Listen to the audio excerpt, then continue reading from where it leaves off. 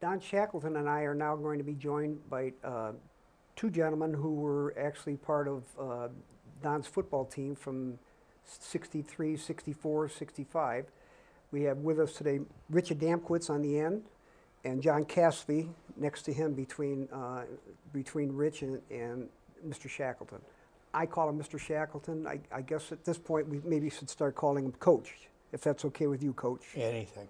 Call you anything? Anything. All right.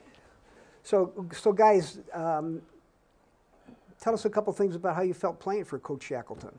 What do you remember about playing for Coach Shackleton? What do you remember about being at Brunswick High School? You know, Jim, it was a very meaningful time in all of our lives. I think that Don and the football program brought a lot of stability to us. And he taught us how to lead a good life, work hard, and we did. And he was always a good role model for us. And we always went back to Don. And whenever you do something, you say, well, what would Coach think about that?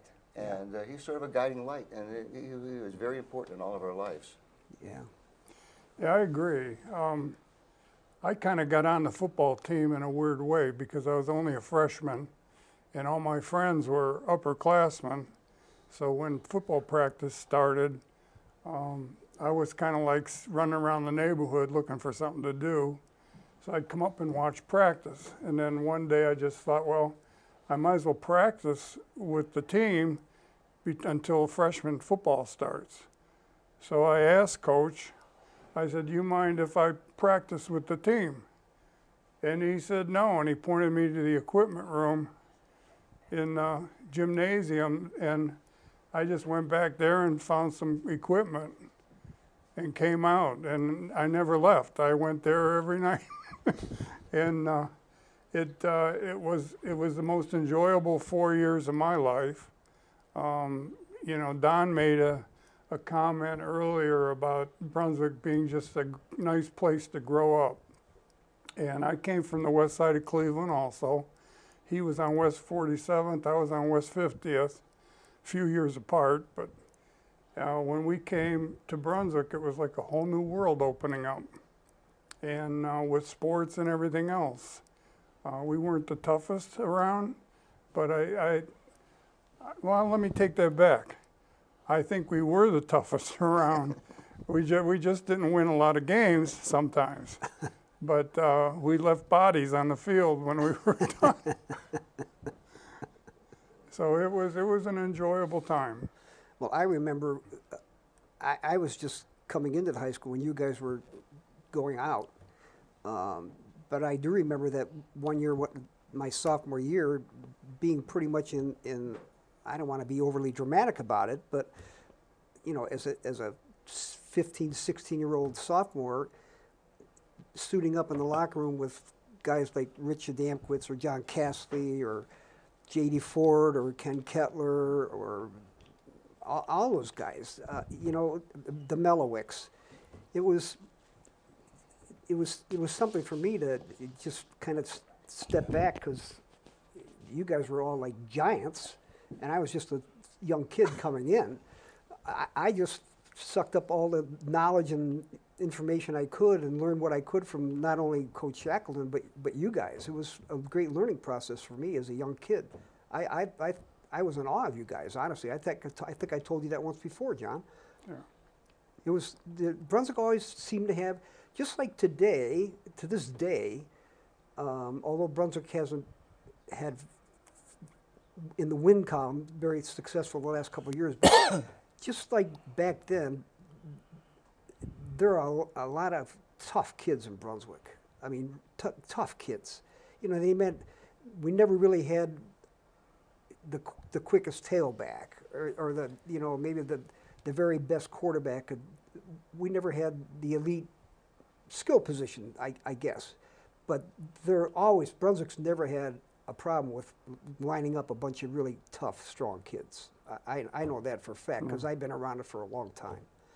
And I don't know what it was like when Bill Jacobs was a coach, but I know that my knowledge of the football program goes back to 1964, 65, and that's a long time. I don't know what it was like before you came along, Don. I don't know what was it like to play for Bill Jacobs. Bill Jacobs had a glass eye, and he was very, very mean. He was the disciplinarian of the school. And I think that's what I became when I was here. Guys got in trouble. Maud Edwards would send people down to my office in the gym. And it always wasn't a song and a dance. I sort of was the disciplinarian when I was here, from grades 8 through 12. I remember we all got together one time at I think you had a reunion one time, and some guy showed up, and they were telling my wife that this guy he paddled me a lot. He paddled everybody a lot. And if you needed to get paddled, you got paddled. And when Jacobs was here, it was the same way. But with his glass eye, you never knew if he was looking at you or not. He was mean. He was really a mean guy. But he was like my dad. He and I spent a lot more time together than my own dad and I did. He took care of, like I said, I played all 3 sports, football, basketball, and baseball, and he was the coach. We didn't have a basketball coach or a baseball coach. He coached all 3 sports. And you played with him, you spent a lot of time with him. And I said I really enjoyed going to school here. I played all 3 sports. When I was a junior, I had the male lead in the junior play. And when I was still a junior, I had the male lead in the senior play. They couldn't find another guy to have the male lead in the senior play because They couldn't find another guy that had your talent. So I became the lead in the senior play when I was a junior. And I was in all the choruses and the choirs, and you'd have thought I was Bing Crosby, but hell, I was Joey Bag of Donuts, you know. But I enjoyed going to school. I never wanted to miss school, because you said, what do? We went to school. I really enjoyed going to school. Let's talk for a minute about the field, the football field. Oh. You know, we're on this site. We're on this site now, and you walk out the door, Yeah. and there's a beautiful stadium out there. I mean, It's turf, awesome. and Well, it's an awesome place. The field we had when I was Yeah. here is a field, the original football field, when Brunswick started football right after World War II, was in front of what you guys knew as the middle school. And it was later called for people that are watching at home. It was the we're talking about the plot of land that was in front of the Byzantiner building. That Right. was the football field. That was the football field. And it was really a field. It was a field, but it sure had never been mowed. You know, it was like going down on Minor Road, Minor Drive, and saying, let's play over here. But Brunswick had the first coach they had after World War II was a guy named Ralph Stump. And Ralph Stump started the football program and the basketball program. And that's the field they played on. And the one thing I remember is Brunswick had a guy named George Tomko. George Tomko was the toughest guy I have ever known in my life. When he ran, his head was about that high off the ground, and he was like a bulldozer. He was crazier now, but he was tough. And then along came the Paulus family and the Nura family, Joe and Ted Nura, and then Eddie Nura. Eddie played with me. And there became some younger Nuras that didn't want to play when I came back as a coach. I think there was a Pete Nura. I tried to get him to play. He didn't want to play. Vic. But between Vic. There was Vic. there Yeah. was a Victor. He didn't want. I don't think any of them wanted to play when I came back as a coach. But anyhow, that was. So when was the field behind the building, the one that we played on? Do you recall about when that was put in, Don? That was put in. That was put in when I was in school. If you remember that field, the field came down a hill. Right. What it really was, it was the outfield for the baseball diamond. Okay. During World War II, every town had a town baseball team. Brunswick had a town base. My brother played on that team. Valley City had a team. Hinckley had a team. Granger had a team. All these guys that came back from the military. And the baseball diamond, which was the outfield of the original baseball diamond, there were light poles over here, and one over here, I think. And it actually was the outfield, the football field was part of the outfield for the baseball diamond, all right? And when I was in school, we played baseball on the baseball diamond. And we played football where you guys played, all right? But you remember what we did at gym class every time? We picked up rocks. Go pick up the rocks and the horse poop, all right? Because Al Sago would have his horse show on our football field. Between the rocks, you'd have thought the grass would have grown better with the horse. We should have left the horse poop on the field, all right? But all we did was pick up rocks. And then a few years ago, I think Jeff and I came out here to watch Brunswick play. I walked in, I looked at the stadium here. I didn't see any rocks. No, there's no rocks I don't out see there. any horse poop either. No. You guys ought to be winning games. No rocks, no horse. No. The hell is this? You know. They used But to I remember hold, one year, if I'm remembering right, I think I went to Akron. Akron, maybe Canton, to see Brunswick play Massillon. Mm-hmm. Yeah, I think I was the high school principal at that time. Yeah. Didn't they play Massillon? Mm-hmm. And I thought, boy, what a deal. We were happy to beat Buckeye Yeah. Right. 7-0. First game they had ever won. And here they are playing Massillon, Yeah. the epitome of football. Right. Yeah. All right. And I think they had a very good quarterback during those days. Yeah, we had quite a few good quarterbacks. Yeah. Yeah.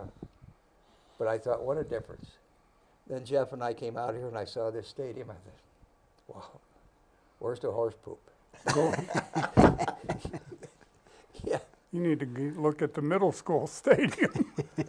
Yeah. They have one there too? Yeah, yeah. just like this one, if not nicer. Yeah. Oh, boy. But they had the horse show, I think it was every Labor Day weekend. Yeah. And then we would have to come back on Monday and practice football. Yeah. And my most vivid memory, well, you know, a lot of those road apples were still fresh. And I got tackled and I fell chest first into a big pile and my face mask kind of dug a lot of it up. His comment was, now you'll grow bigger. Yeah. And I looked like I'd been shoveling manure all weekend. Now, Rich, where did you grow up in Brunswick? What street? John and I were neighbors. We live, what, 3 houses away from one another off of Meadowbrook. Oh, Meadowbrook. On Okay. off of 303. Yeah, we both came in that same summer, and we developed our friendship then. And You both moved into Brunswick at the same time? He was here a little bit before yeah, us, but not a much. couple months maybe.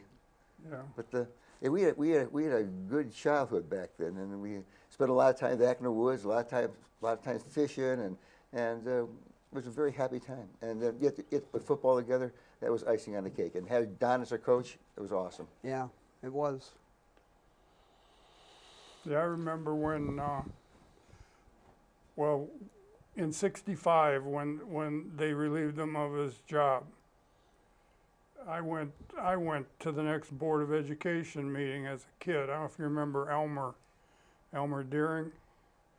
He was one of the community guys that was, for whatever reason, he just didn't like our brand of football. and he was pushing to get Coach fired.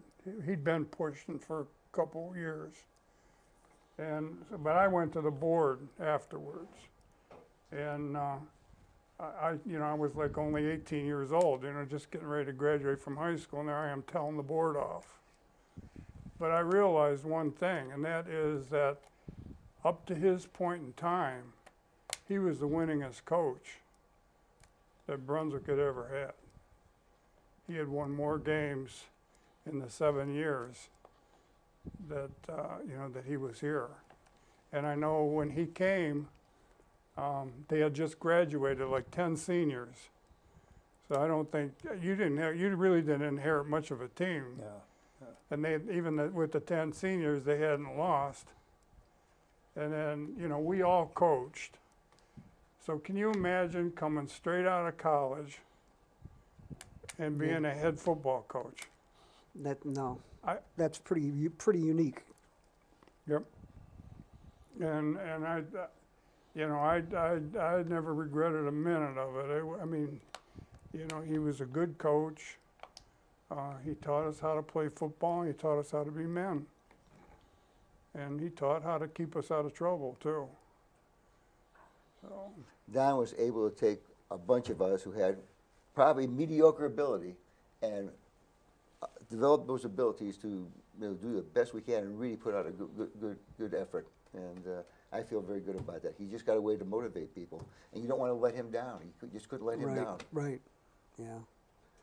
We're fortunate. The three of us are fortunate to have been able to have people like Don as our mentor, coach, father figures in a sense. It means a lot. And he did it very well. Anything else, Don? No, I think I'm big-headed enough right now. Well, everything it said is You guys well keep going. deserved. I'm just going to move back to Brunswick. There's only one problem. What's that? He was a place kicker in high school. I didn't know I that. read the articles. I didn't know you were a place No, kicker. I punted too. Okay. But I never knew this until I started looking at those articles. I didn't realize he was kicking extra points in high school, okay? I didn't know that either. And then, I don't know if you kicked in college. Did you Yeah. kick extra points in college? No, He had me work. I worked every night after practice kicking extra points. Okay? Do you know how many extra points I kicked in 4 years? How many? None, because he never kicked an extra point. And then I go through those articles, and I found he was kicking them in high school. He was training you for that big moment that never came? I kicked and I punted, John. I did both, even in college. Well, you were good. I Well, admit what- I wasn't good, but I could kick an extra point. My first 2 years of college, you had to play both ways. They were trying to do away with specialists. All right, for some reason, I don't know. They were given too many scholarships. I don't know why it was. But if you came out of the game, you had to stay out to the end of the quarter before you could go back in. So I played quarterback and single wing. I played the tailback. On the tee, I played quarterback. On defense, I played cornerback. All right. So, and then I punted and I kicked off. All right. So I didn't have to come out of the game. And when I went to BW, there was a junior quarterback ahead of me. And the second game we played in Charleston, West Virginia. We played Morris Harvey. It's now called Charleston University, but then it was Morris Harvey. The year before, they won the Division III National Championship. And a very good friend of mine now played on that team.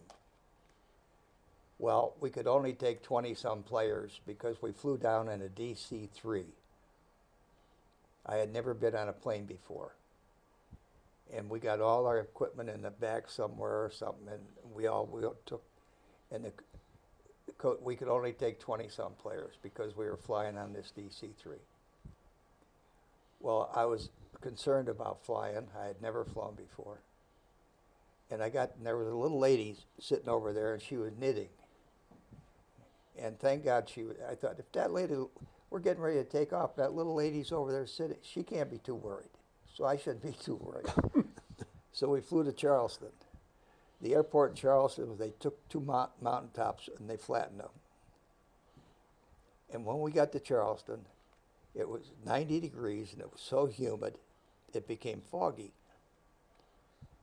And we got a bus from the airport down to the stadium. The stadium is still there. Every time I go through there, I says, I stayed on that field. I played on that field. That night I became the starting quarterback because Morris Harvey was tough. And after about the first 10 minutes, we were losing like 14-0, and then 8, I don't know what, we were getting our butt whipped. And the coach says, second string, get ready. So we went in. We played the rest of the game. And I'll never forget, in the fourth quarter, and in Charleston, they had all those chemical plants. And at night, they blow out their stacks or something. You could smell it. You could, it was, it was so humid. Well, I played the whole game. In the fourth quarter, I punted, and this hillbilly caught the ball, and he ran. I just watched him run. Run faster. I'm not chasing you. So after the game, they said the Charleston airport was too fogged in to fly out of. So they were going to take us to Huntington, let us fly home from Huntington. We got on a bus. I was sitting in the very last seat of the bus. And I didn't want to move. I was so whipped. And we got about halfway to Huntington, and I heard all this noise. The engine was right under me. And I heard this bang. And I looked out the rear window, and here was pistons and rods and rings and all other stuff laying on the highway, white hot. It blew the engine out. We sat there for, it seemed like 3 days. Finally, a state trooper came by and saw that we were in trouble. And he called somebody, and they said, they're sending another bus out for you.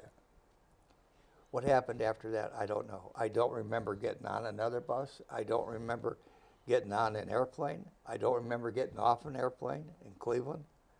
I don't remember getting back to the fraternity house.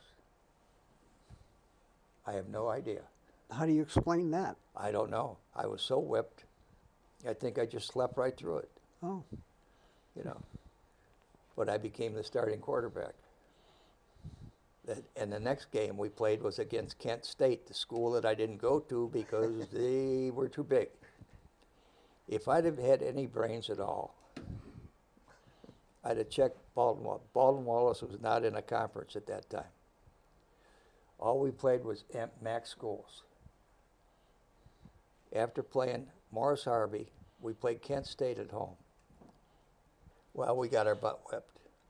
Then we played Bowling Green, Toledo, Youngstown, Eastern Michigan.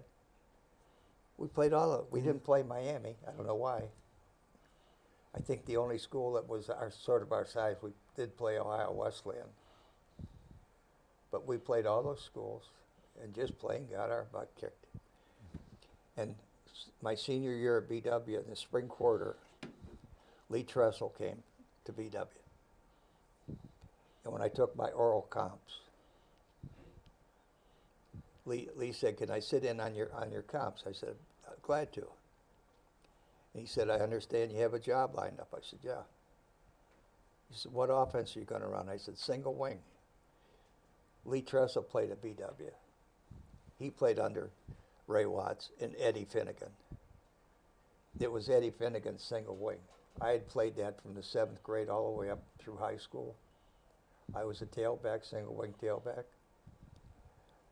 Tressel had played the same offense. And he and I sat there and talked for 2 hours on the single wing. I got an A on my oral comps, you know. Then he wasn't the head, I never played for him, but he became a very dear friend. And Bonnie and his wife Eloise became very, very close. And I remember Jimmy when he was that tall. You know, Jimmy was always at the field. And then, as luck would have it, 10, 12 years ago, or when, I forget, I get years mixed up, when Jimmy was the head coach at Ohio State, we had a guy named Mike Schultwaller who played at Bay Village. He played at Ohio State. He played under Earl Bruce, all right? But he and I went down, and in the morning we played the Scarlet Golf Course. Played 18 holes at the Scarlet Golf Course. And then we went to the Woody Hayes Center and watched practice that afternoon. This is when Jimmy was still the coach. Now, along with him was Earl Bruce, who was the head coach at Sandusky when I was here at Brunswick. And then he went on to coach at Ohio State. And another guy that was there was Art Schleister. This is before Schleister really got in his last jackpot. He was using the Woody Hayes Center as a rehab facility. And shortly after that, he bilked that woman out of like $4 or $5 million. Yeah, I remember that. And I think he went to prison again after that. But anyhow, what a pleasure that was to go with Mike down to Ohio State and just go through. We had a guide, and the guide was walking, and he and Mike would go, I'm stopping, I'm looking at everything, you know. What a thrill that was that day, you know. But Jimmy's mom, Eloise, and Bonnie died the same year, 2000. And Eloise had a showing at the gym at BW. And one of the nicest guys I've ever met, Neil Malachi, was there. I love Neil Malachi. He was the greatest intimist, other than Maud Edwards. Yeah. He was a great one, I thought. Was he there when you were there, Jim? Yes. He knew every person's name. Yeah. Well, I think we're about out of time. I'm glad you guys could join us for a little bit. You too, Jim. But before we go, I do want to, on behalf of all of us, 4 of us up here, I want to thank the Beat Club, the students that made us feel welcome today. Great job, guys. Yeah, great job. John Masilko and letting us record this in the Beat studio, and you guys have been tremendous, so thank you very much. And with that, we'll say goodbye.